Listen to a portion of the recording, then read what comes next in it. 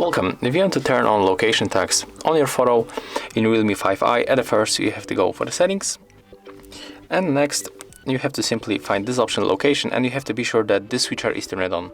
After that you have to also be sure that location is turned on the device, so let's turn on location.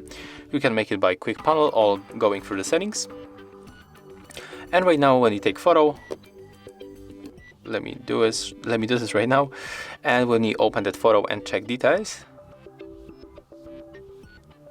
we can find the exact location, but unfortunately in this way we cannot find it. So let me just turn off the camera and let's take the photo again.